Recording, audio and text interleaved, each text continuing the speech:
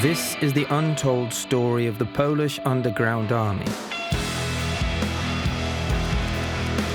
the largest resistance movement of World War II.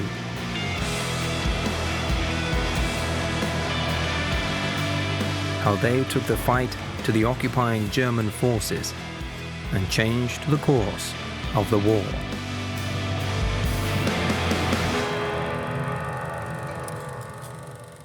The Underground Army.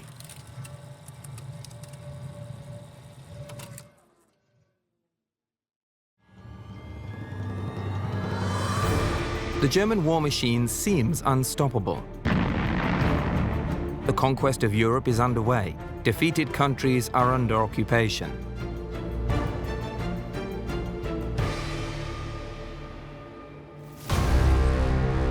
But in Poland, the Underground Army is still building in strength.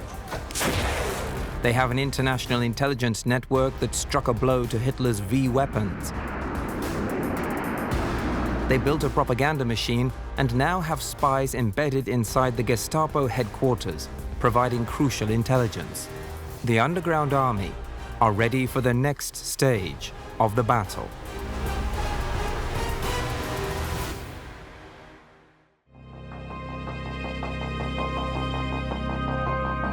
W 1941 roku zaczęły działać podziemne sądy rozpatrujące sprawy zdrajców, kolaborantów i donosicieli. Wyroki śmierci wykonywały specjalne grupy egzekutorów podziemnej armii.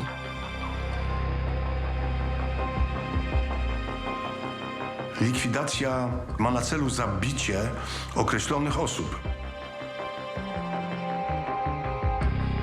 które swoją działalnością stwarzają zagrożenie dla społeczeństwa lub państwa.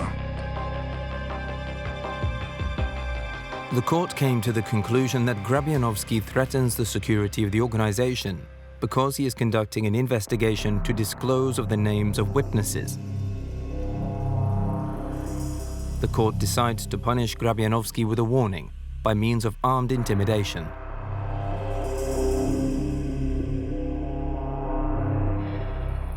Polskie państwo podziemne po wydaniu wyroku skazującego używało specjalnie przygotowanych oddziałów eliminatorów, w których skład wchodzili ludzie o specjalnych cechach psychofizycznych. Ludzie, którzy w wielu przypadkach uciekli z transportów do obozów koncentracyjnych. Ludzie, którzy bardzo często stracili swoich bliskich na skutek donosów.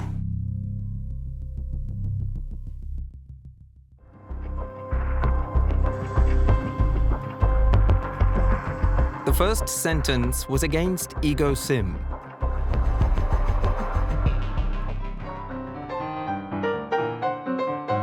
Before the war, Igor Sim was an actor of Austrian origin who played alongside Marlene Dietrich.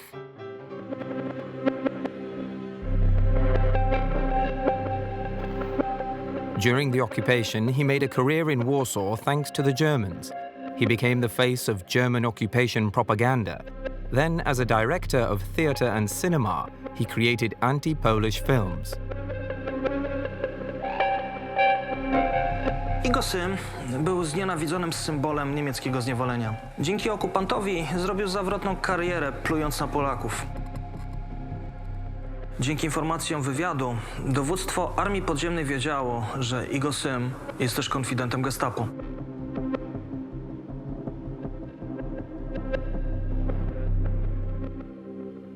Z tego powodu podziemny sąd skazał go na karę śmierci.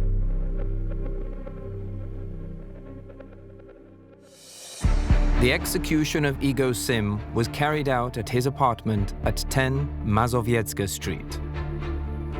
Wyrok miał wykonać podporucznik Roman Rozmiłowski, pseudonim Zawada. W akcji wziął udział jeszcze 2 członków podziemia. Jeden zabezpieczył wyjście, a drugi razem z Zawadą poszedł na 4. piętro kamienicy.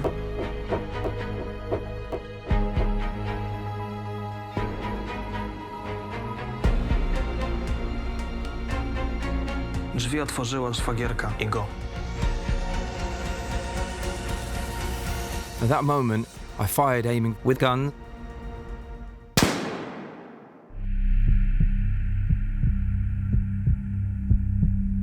We rushed down the stairs. I thought everyone was looking at me.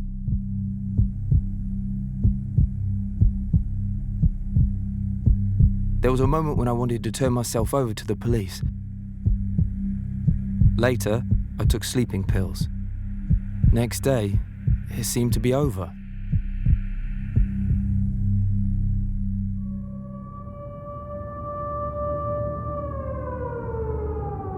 "7th of March 1941 at 11 a.m. A special announcement is heard from all street loudspeakers in Warsaw. This morning, Reichsdeutscher Igor Sim was assassinated. As a punishment, a curfew of 6 p.m. has been introduced for the non-German population.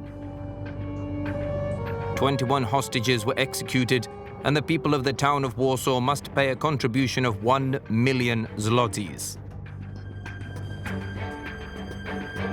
This was the first execution carried out by the Special Military Underground Court. And the shot that killed Igor Sim was the first of many executions that would follow. A press release about the execution of the sentence and even an interview with Lieutenant Rozmiłowski appeared for all to see. This was an important part of their campaign to discourage traitors and demonstrated that Polish resolve would not be broken by German repression.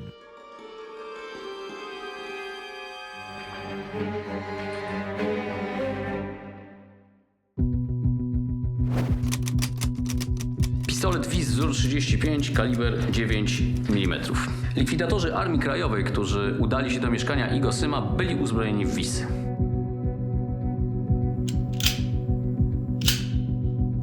Te produkowane przed wojną pistolety uchodziły za chlubę polskiej zbrojeniówki i były szczególnie cenione przez członków konspiracji.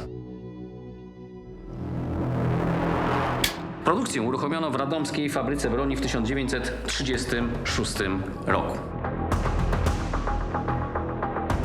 Niemcy, doceniając walory tej solidnej wojskowej broni, wznowili produkcję WIS-a podczas okupacji. The Polish underground operated in the production plants taken over by the Germans. Pracownicy radomskiej fabryki, a zarazem członkowie konspiracji, szmuglowali gotowe części, a podziemne warsztaty produkowały brakujące lufy.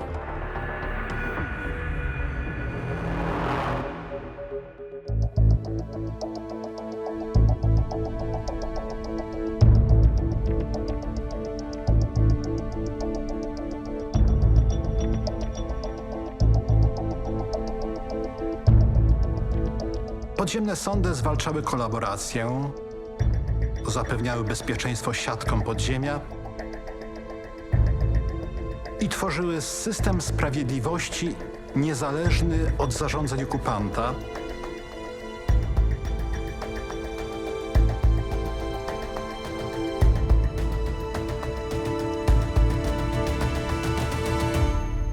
Co najważniejsze, pokazywały, co jest dopuszczalne, a co nie. Gdzie leży granica między przystosowaniem do okupacyjnych warunków, a zdradą. The judicial arm of the Polish underground served to maintain morale by punishing those who collaborated through underground courts. Individuals could be tried in absentia, and punishments could be carried out by units of the underground army. W dużym stopniu dzięki nim nigdy nie doszło w Polsce do kolaboracji na masową skalę. Sądy podziemne rozpoznały 5000 spraw i wydały ponad 3000 wyroków kar śmierci. Podziemne sądy działały w oparciu o opracowany w podziemiu kodeks. Prokurator przedstawiał dowód winy, a wyrok był ważny, gdy wydało go jednomyślnie 3 sędziów. Sądy orzekały 3 rodzaje wyroków: karę śmierci, uniewinnienie albo przekazanie sprawy do rozpatrzenia właściwym sądom po wojnie. The underground state also issued sentences against some high-ranking Germans who they tried for war crimes. The most famous in history was the killing of one of the most important executioners of the Nazi terror machine, Franz Kuchera. He was a high-ranking SS and police officer.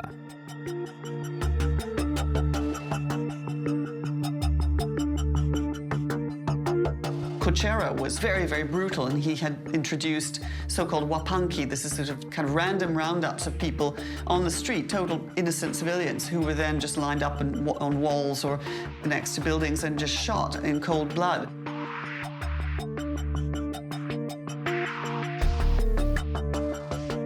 He was so secretive a figure that he did not even sign his own orders.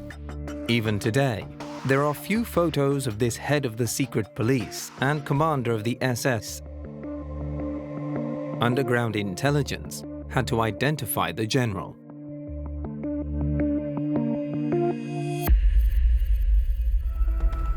Szef komórki wywiadu Agatu, oddziału, który miał zlikwidować Kucherę, znał tylko jego nazwisko i stopień wojskowy.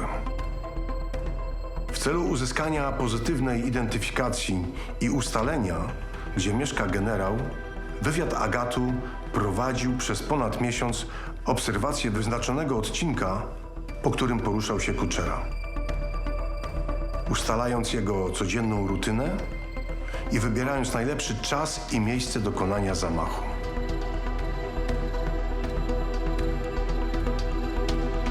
Pierwszy raz rozstawiono akcję 28 stycznia 1943 roku. Wtedy, nie wiem dlaczego, Kuchera nie przyjechał. Po pierwszej nieudanej próbie zamachu, gdy Kuchera się nie pojawił, przeprowadzono kolejny atak, który trwał zaledwie 1 minutę i 40 sekund.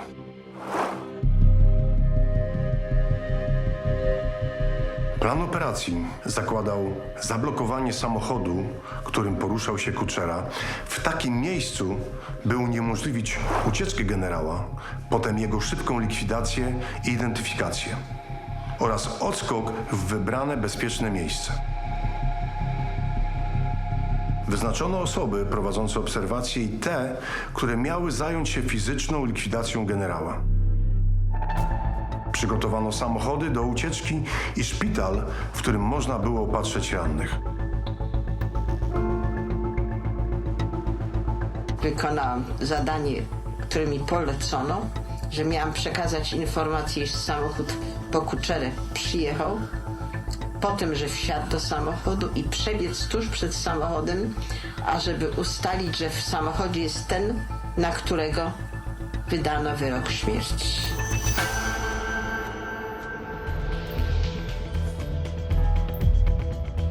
The limousine with Franz Kuchera left his apartment at Avenue Rouge.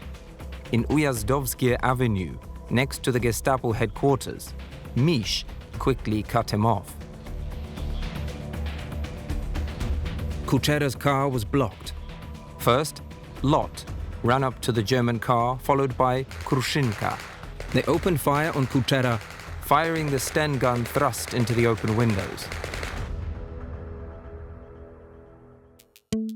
The assassins and their accomplices retreated to the cars at the corner of Ujazdowskie Avenue and Chopin Street.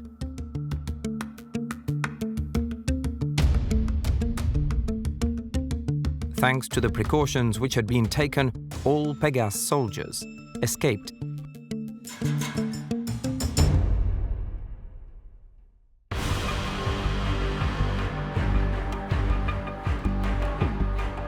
Franz Kuchera was the high-ranking general German officer killed by the underground army. It was a shock for the Germans. Their most important commander of the most secret unit died. Nevertheless, the price for liberating Warsaw from the hands of the executioner was unimaginably high. In response, the Germans murdered over 100 Polish civilians who were held hostage to ensure the good behavior of their fellows. Germans also imposed a contribution of 100 million zloty on the inhabitants of Warsaw. It was 100 times that imposed after the assassination of actor Igor Sim. Kontrybucja to była kara pieniężna nakładana na Polaków. Kontrybucja w odwecie za Kuczerę była najwyższa w historii Warszawy podczas II wojny światowej. Although the Underground Army knew that it came at a severe financial cost and loss of life, their actions were having a strong impact on the Nazi regime.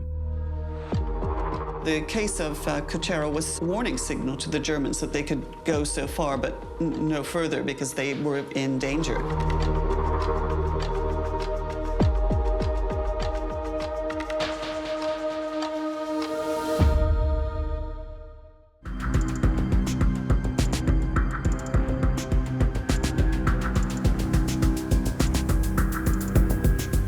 Polskie podziemie stosowało wyrafinowany sabotaż. Niemcy wywieźli na roboty przymusowe w głąb Rzeszy ponad 2 miliony Polaków, w tym wielu związanych z podziemiem. Pracowali tak, by szkodzić niemieckiej machinie wojennej. Sabotaż polegał na celowym powodowaniu uszkodzeń silników montowanych w samochodach, czołgach, uszkadzaniu zapalników w bombach i minach, niewłaściwy montaż broni.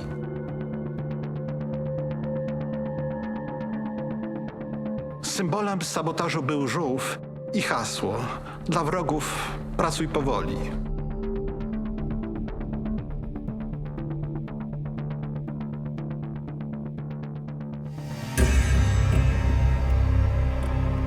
Disruption strengthened the morale of Poles and the propaganda fight.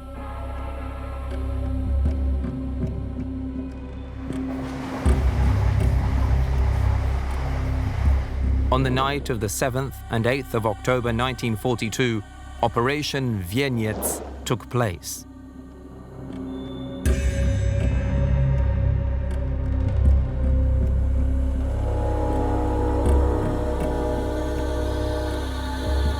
Akcja Wieniec to kryptonim pierwszego otwartego ataku dywersyjnego na niemieckie transporty kolejowe w warszawskim węźle kolejowym. W nocy z 7 na 8 października 1942 roku z rozkazu dowództwa Komendy Głównej Polskiej Armii Podziemnej 5 przeszkolonych grup wykoleiło 5 pociągów.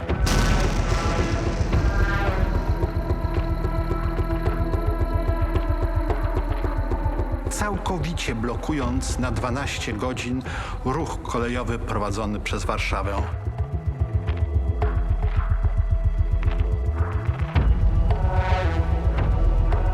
To była pierwsza z tysięcy tego typu akcji.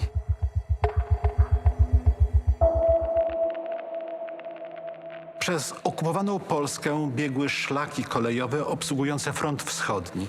Wykolejenie pociągów, niszczenie lokomotyw skutecznie paraliżowało linie zaopatrzeniowe Wehrmachtu.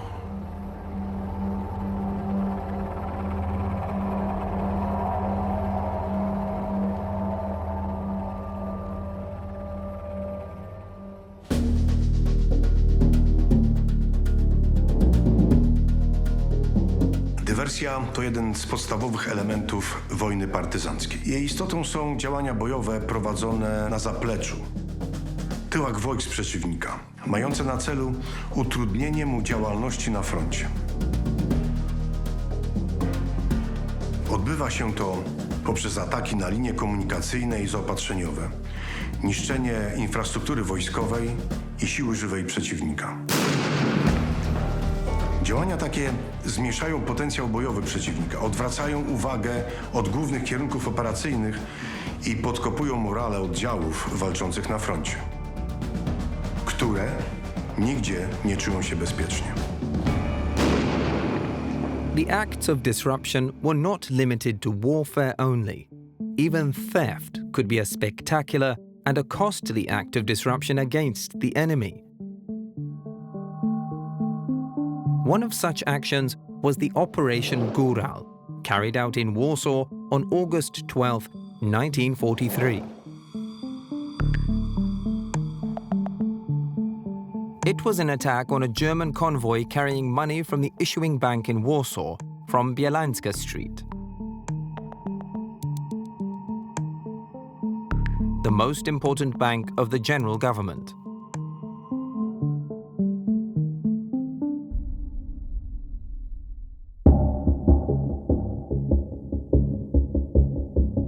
Wizerunek górala znajdował się na ówczesnym 500-złotowym polskim okupacyjnym banknocie. Był to wtedy najwyższy nominał w generalnym gubernatorstwie. Stąd nazwa całej akcji, której celem było pozyskanie pieniędzy na potrzeby polskiego państwa podziemnego. Akcja była skrupulatnie przygotowywana przez kilkanaście miesięcy. Wywiad obserwował warszawski oddział banku emisyjnego przy ulicy Bielańskiej. The Germans stored huge amounts of gold and money in the bank. Kluczowi byli pracownicy banku, którzy mieli przekazać informacje o wyjeździe konwoju. The action began just after 10 o'clock at their signal.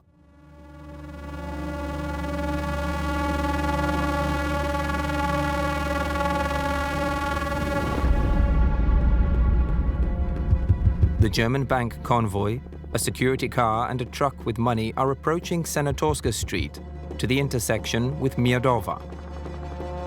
It cannot turn at the crossing. Specjalnie upozorowano roboty drogowe, żeby skierować go w ulicę Senatorską, prosto w zasadzkę. The truck has to go straight on to Senatorska Street. Down the street, there's an underground truck blocking half of the already narrow road.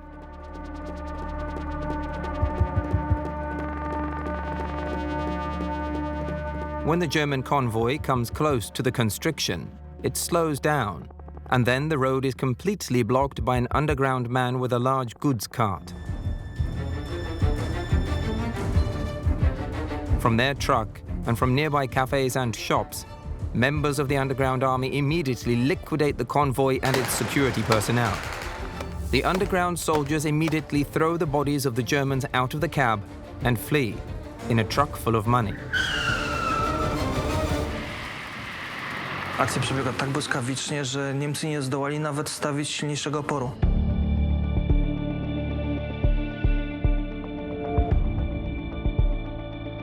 Zginęło 9 Niemców i 3 pracowników banku emisyjnego. Strat po stronie żołnierzaka nie było. Jedynie 2 z nich odniosło rany. Ciężarówka z gotówką pojechała do domku ogrodnika przy ulicy Sowińskiego 47 na Woli. Tam ukryto worki z pieniędzmi w przygotowywanym dole w szklarni. Dół natychmiast zakopano i zamaskowano begoniami. The underground army grabbed over 106 million zloty in 2 minutes. Today it is the equivalent of over 3 billion zlotys. It was a financial blow for the Germans. Above all, such a large amount of money helped finance the structures of the underground state and its army. The army then funded further acts of disruption.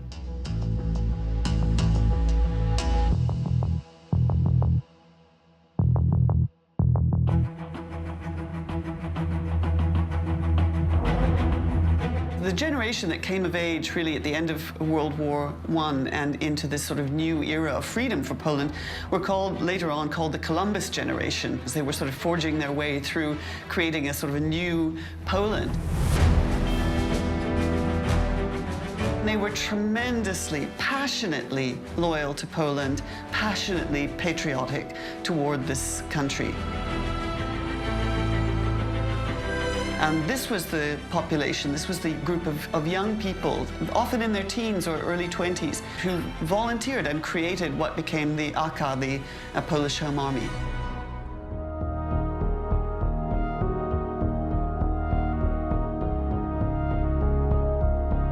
Przyjaźń, zaufanie, gotowość do ryzykowania życia za przyjaciół. To fundament podziemia. Jan Bytnar, Rudy i Maciej Dawidowski, Alek, byli przyjaciółmi ze szkoły i harcerstwa. Obaj studiowali na tajnym uniwersytecie i obaj zostali żołnierzami podziemnej armii.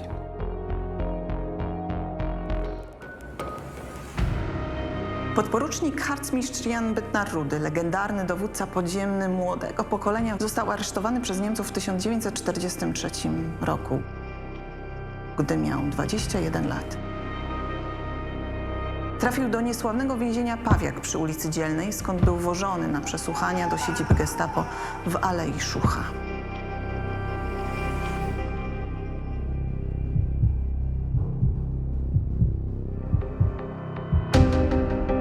Aresztowanie Rudego wywołało gwałtowne poruszenie konspiracji.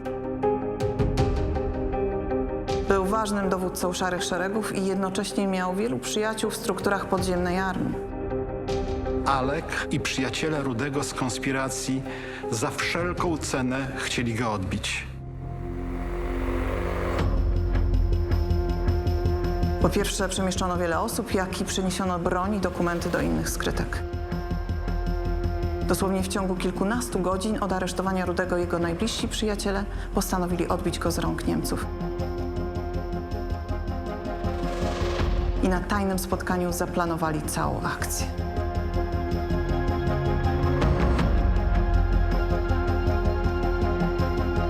Bardzo często trudne i niebezpieczne akcje przeprowadzane są niemal natychmiast, gdy nie ma czasu do stracenia. Tak jak w tym przypadku, nazbyt długa zwłoka oznaczała albo śmierć Rudego, albo zdekonspirowanie siatki jego współpracowników. Podstawą jednak każdej takiej szybkiej akcji jest odpowiedni plan i rozpoznanie wywiadowcze. Takim zgranym i doświadczonym bojowo oddziałem były grupy szturmowe z Szarych Szeregów.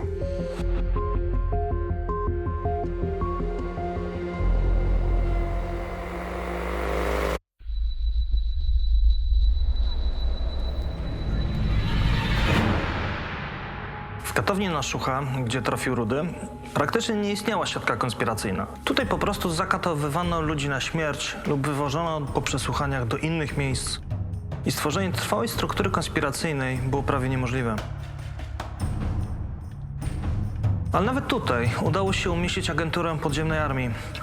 Kluczową rolę w akcji uwolnienia Rudego odegrał Zygmunt Kaczyński, niepozorny sprzedawca czekoladek ze słynnej fabryki Wedel.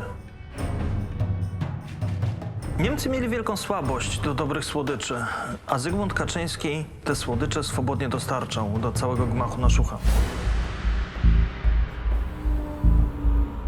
Nie wiedzieli, że Zygmunt o pseudonimie Wesoły działał jako szpieg. Kaczyński odkrył, że po przesłuchaniu Rudy wyjeżdżał z Szucha z konwojem o godzinie 17 do więzienia na Pawiaku. Przekazał tę informację swojemu kontaktowi z państwa podziemnego. In the presence of the Germans, he called the liaison officer, saying, "I'm sending you the goods. You must pick up the goods." The Germans thought that he was selling chocolate, but that was their signal to attack.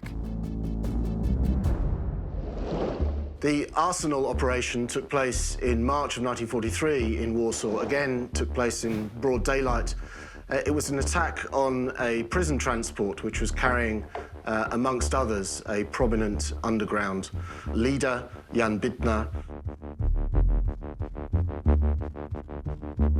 Zasadzka na samochód Gestapo przewożący Rudego i innych więźniów została przygotowana z zachowaniem wszelkich kanonów planowania operacyjnego. Wyznaczono miejsce najbardziej dogodne do wykonania ataku, zapewniające zablokowanie samochodu po jego zwolnieniu na zakręcie. Wyznaczono punkty obserwacyjne, z których miano dać znać o nadjeżdżającym pojeździe. Wskazano 4 grupy szturmowe do zaatakowania pojazdu i odbicia więźnia, które ustawione po jednej stronie ulicy miały wchodzić kolejno do akcji, gdyby nie powiodła się pierwsza próba zatrzymania. Wyznaczono ludzi do ochrony działania kolegów. Przygotowano punkty sanitarne, które miały udzielać pomocy ewentualnym rannym oraz zaplanowano wycofanie się oddziału w bezpieczne kryjówki.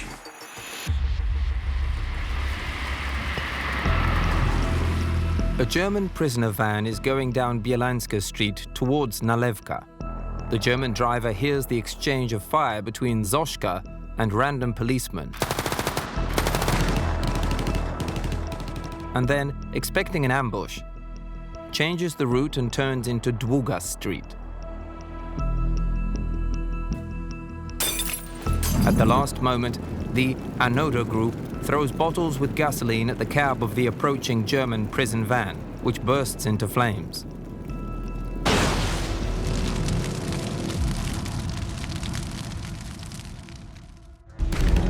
A machine gun attack is repelled by the Germans fiercely, shooting the prison van from the back. But the Zośka group is winning. The conspirators run up to the prison van.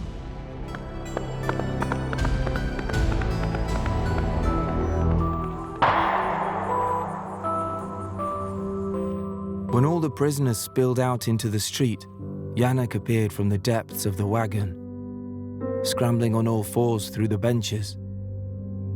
Shaved head, green and yellow face, sunken cheeks, huge bruise under the eye, blue ears. Big eyes wide open, staring at us.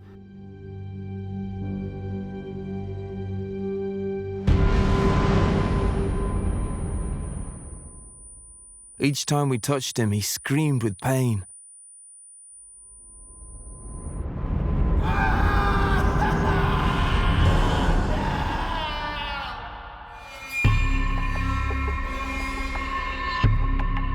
The group of soldiers retreat, taking Rudy in a car prepared by his friends.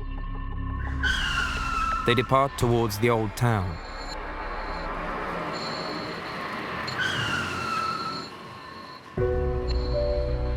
The operation lasted for 15 minutes, and it was successful.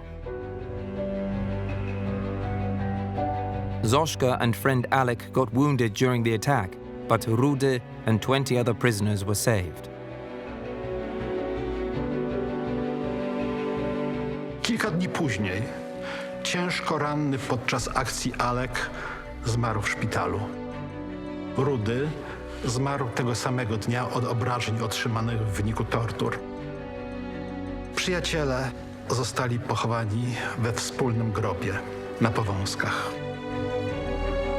Jan, Bytnar, Rudy never disclosed any information to the Nazis. It was clear proof for them that the underground army was organized and effective in action. Two groups armed with Sten submachine guns played a key role in the action under the arsenal. Angielski Sten okazał się wymarzoną bronią żołnierzy konspiracji. Kompaktowy, prosty w obsłudze, zbudowany z niewielu części, był łatwy do rozłożenia i ukrycia, np. pod kurtką lub płaszczem.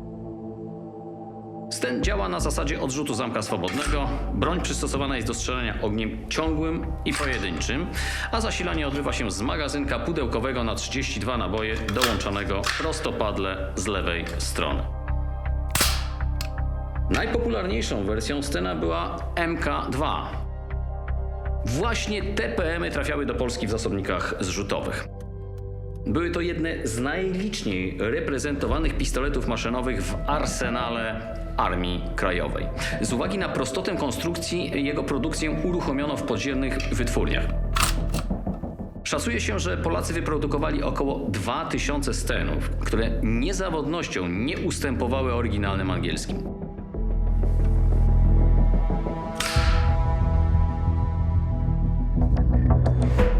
It wasn't just Sten guns that the UK sent over. They also sent over mysterious soldiers who would prove vital to the subversive actions of the underground army.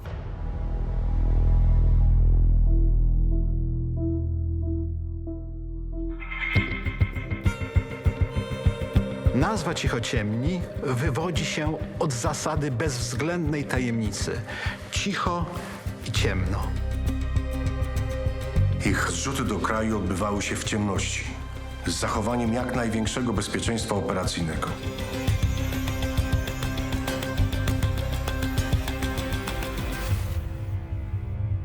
The Cichociemni, the silent and unseen, were Polish commandos trained in Britain, trained in Scotland and also at Audley End in Essex, and given their parachute training at Ringway Airport in Manchester. Due to the fact that the UK was not under occupation, it was a safe place to train soldiers. Some 600 Chicochemni were trained, of whom more than 300 were flown into Poland.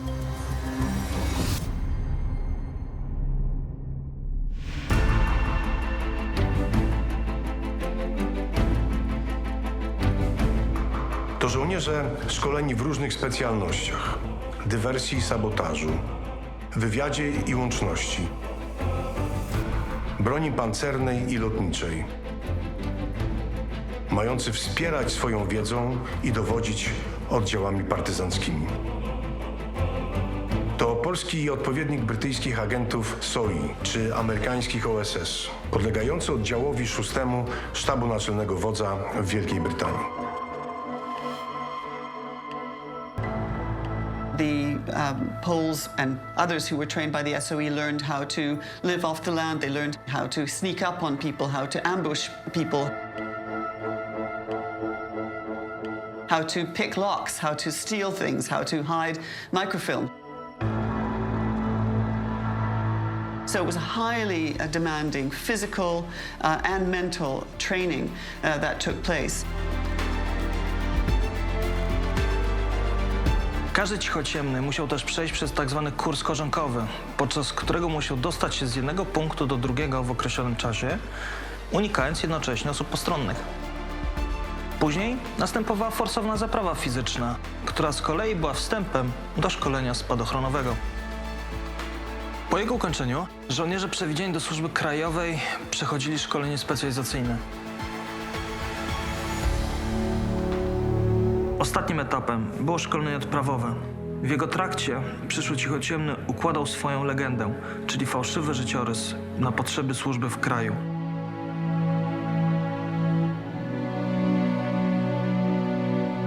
Świetnie przeszkoleni cichociemni stanowili elitę polskiej konspiracji.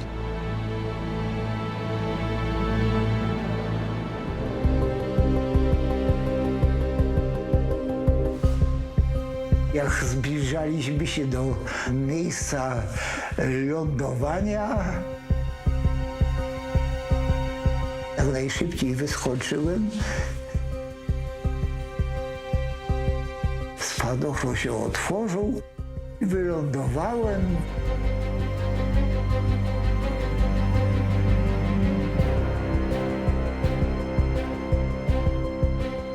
Dostaliśmy tak ubranie cywilne, bez żadnych znaków, gdzie były robione. Przebraliśmy się. Od razu podbiegł do mnie jakiś młody człowiek, jak sądzę, i patetycznie: witaj w kraju. O.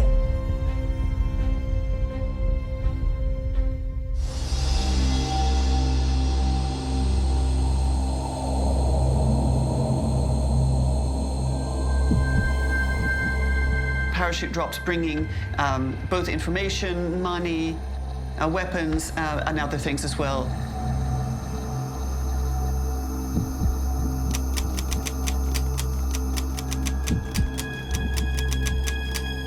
FS jest jednym z najsławniejszych sztyletów bojowych używanych przez siły zbrojne. Używali go cichociemni.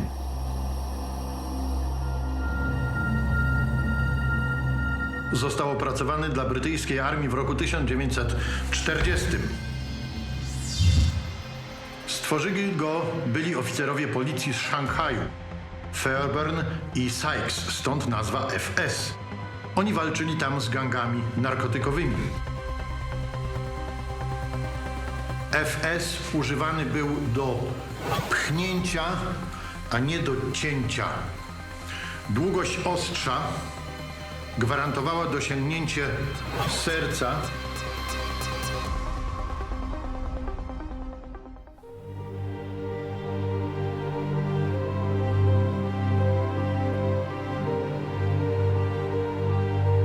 One woman, very famous, called Zawadzka, was dropped into Poland as well. Gdy wylądowała na zrzutowisku, pojawili się partyzanci z placówki odbiorczej. Zdziwili się, kiedy jednym ze skoczków okazała się kobieta. Elżbieta Zawadzka-Zo. Była kurierką, miała silny charakter. To była kobieta z wyjątkową osobowością. Brała udział w Powstaniu Warszawskim, służyła w dziale łączności zagranicznej oddziału 5 Dowodzenia i Łączności Komendy Głównej Armii Krajowej oraz w Wojskowej Służbie Kobiet. Po 1990 roku w uznaniu zasług awansowano ją o kolejne stopnie, aż w końcu w 2006 roku otrzymała stopień generała brygady w stanie spoczynku. Była drugą kobietą w Wojsku Polskim, która dosłużyła się tego stopnia.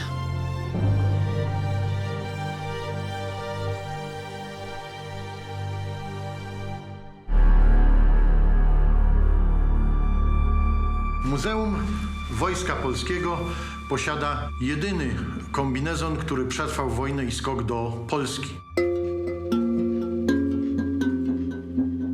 Kombinezon zrzutowy kierownictwa operacji specjalnych SOE został zaprojektowany, aby okryć i zabezpieczyć skoczka i jego cywilny ubiór agenta podczas skoku spadochronowego oraz lądowania. Wykonany był z nieprzewiewnej tkaniny. Kombinezon wyglądał na zbyt duży, ale celowo tak został wykonany. Był to model do szybkiego zdejmowania z 2 równoległymi suwakami. Suwaki biegły od kostek do szyi. Miał wewnętrzne i zewnętrzne pojemniki i kieszenie. Wielki pojemnik na plecach służył do pomieszczenia torby aktówki lub ochraniacza ochraniającego skoczka podczas lądowania. Zewnętrzna kabura służyła do pomieszczenia pistoletu, a kabura na mankiecie do schowania składanego noża. Inne kieszenie wewnętrzne mieściły łopatkę, dokumenty, mapy, opatrunek osobisty i inny potrzebny sprzęt.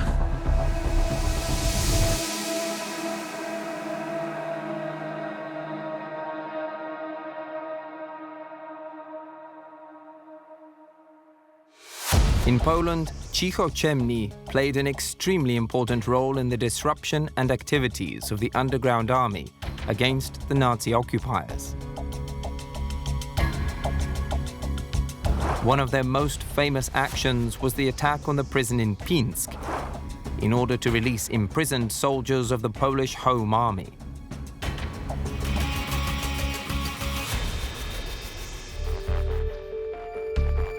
Atak na więzienie w Pińsku i odbicie przetrzymywanych tam żołnierzy wachlarza to przykład modelowej operacji specjalnej, na bazie której młodzi operatorzy GROM uczą się planowania i wykonywania operacji. Po przeprowadzonym rozpoznaniu przez dowodzącego operacją majora Jana Piwnika-Ponurego, Ponury opracował szczegółowy plan ataku na więzienie i odbicia żołnierzy.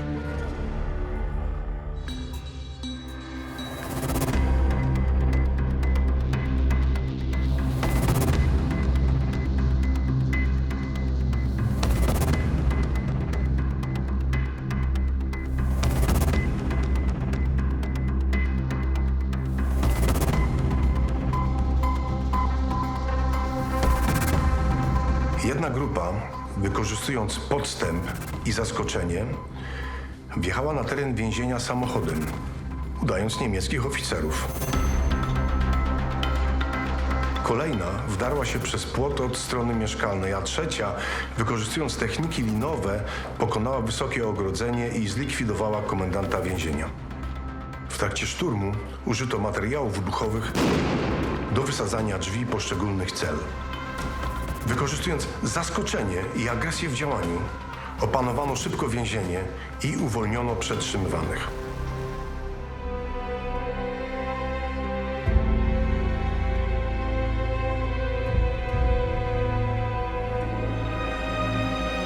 Potem nastąpiło planowe wycofanie się.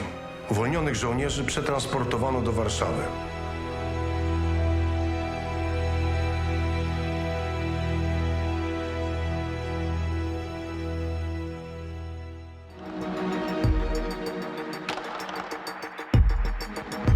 Ich pojawienie się na ojczystej ziemi i legendarne operacje specjalne, które przeprowadzali, budowało nadzieję w polskim zmordowanym społeczeństwie, że alianci o nich nie zapomnieli.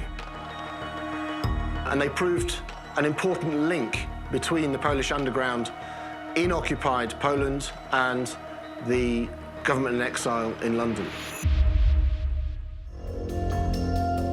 Tradycję cichociemnych w latach 90. XX wieku przejęła jednostka wojskowa GROM.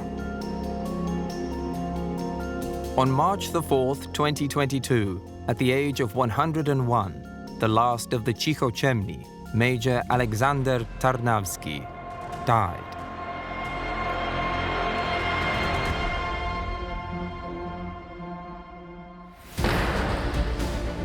In the next episode, Warsaw becomes the center of the bloodiest and the biggest uprising in the history of World War II. We will see an extraordinary attempt to liberate Warsaw from German occupation. The determined underground army is to risk everything in the fight for freedom.